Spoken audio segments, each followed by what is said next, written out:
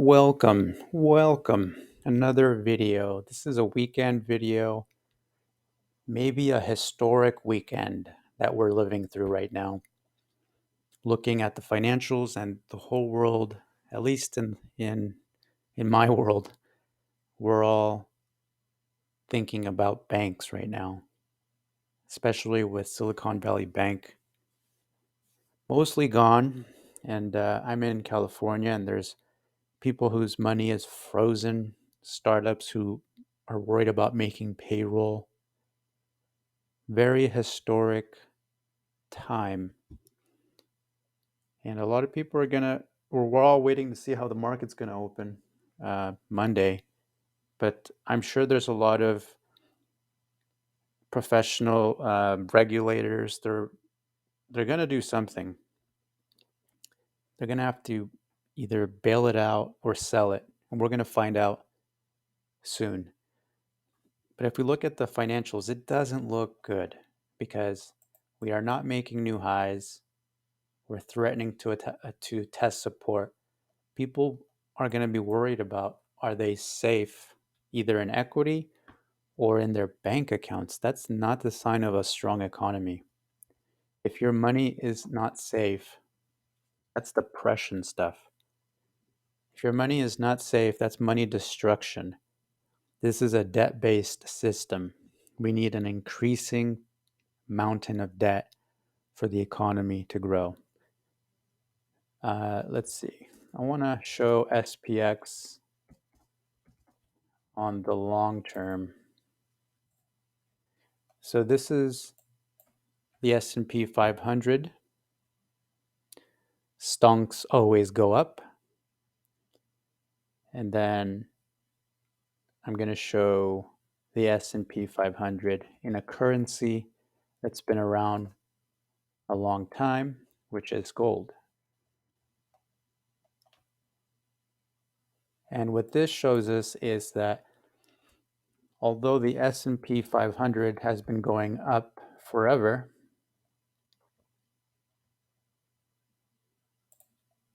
let me change the chart. The S&P 500 only goes up.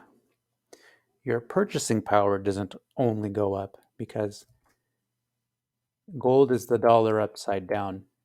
And if gold is also always going up, that means your purchasing power is going down. But that's what they don't teach us. They don't show us that. We only know that prices go up, but we can't explain why.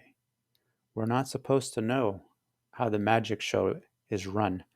If you look in the 1930s, gold prices were mostly flat because it was a set fixed rate of dollars to gold. And then something changed. We went off the gold standard. It was free floating because we needed more money. And that's what's going on right now. If you look at the S&P 500 and then you compare it to the GDP, let's do SPX divided by GDP. You got to use the one from the financial data.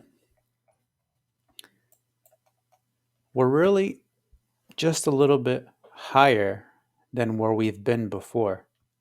In 2099, the S&P got ahead of the economy. It got ahead of the GDP, and then it pulled back. Let's do a line graph. Maybe a mountain would be easier to see. So the S&P, everybody should know that in 2000 there was the stock market bubble. And a bubble is when the market gets ahead of where it really is, really meaning the real economy. And then we pulled back. 2007, we didn't get up as high as we could have because we had a banking crisis. We had a real estate bubble. So we bottomed out in 2008. In the 60s and 70s, same thing. We had the roaring 60s. The market got ahead of GDP, and then it corrected. And right now we're above both of those periods if you compare S&P to GDP. So this banking situation that we're in, it didn't happen just this week, just this year. It's been in the making for a long time. SPX divided by gold, we'll go back to that. It tells us the same picture, but gold has been sniffing it out. So this ratio would be higher if gold was at a cheaper price, and it's not. People have been buying gold. People know that, hey, look, the the money printing is a thing. If crypto didn't happen, there would be more gold and silver bulls, but that's the way it goes. In the Depression, there was a bubble and a crash. In the 60s, there was a bubble, and a 70s and early 80s crash. In 2000, there was a bubble, and there was a correction through 2008.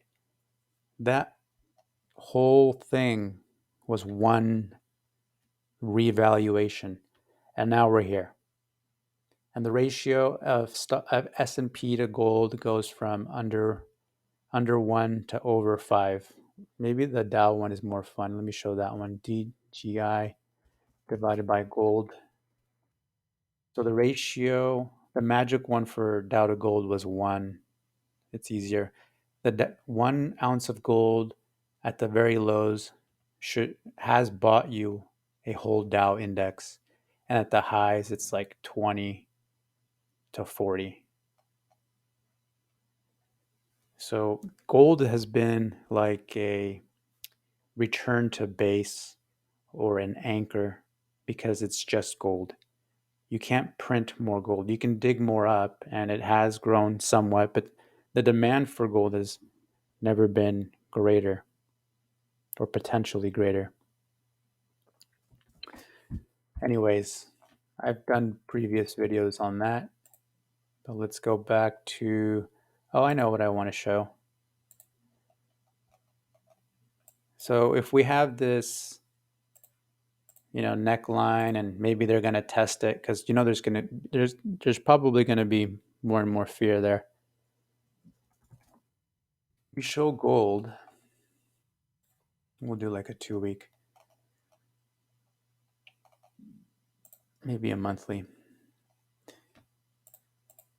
If this panic continues, will there be enough energy for gold to finally break out above 2000?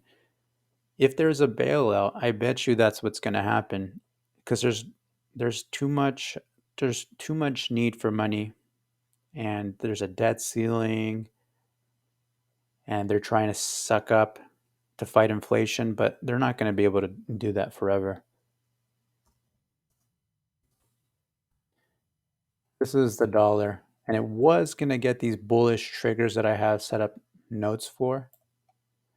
But I think if they start doing bailouts for these banks, they're going to try to take it lower, because if you're going to be printing more money for these bailouts, that's going to hurt the dollar. And I thought the Swiss franc was starting to signal that, because it's getting a bid. So that's going to be interesting. Swiss franc is supposed to be associated with higher gold holdings. So whenever you see the Swiss franc strong, it's usually correlated with strong gold. Let me see. So I'm wondering if this is the type of behavior, like a bullish cup accumulation in Swiss franc, and then that would also mean that we're getting a smiley face of accumulation in gold. Doesn't it look like that's the price action? And that would imply that they're going to print more money. So we'll stay tuned. Of course, they'll have to print more money because they're giving there's a war going on. There's going to be a debt ceiling raise. This is just the debt system doing its thing. Anyways, I hope you found it useful. Cheers.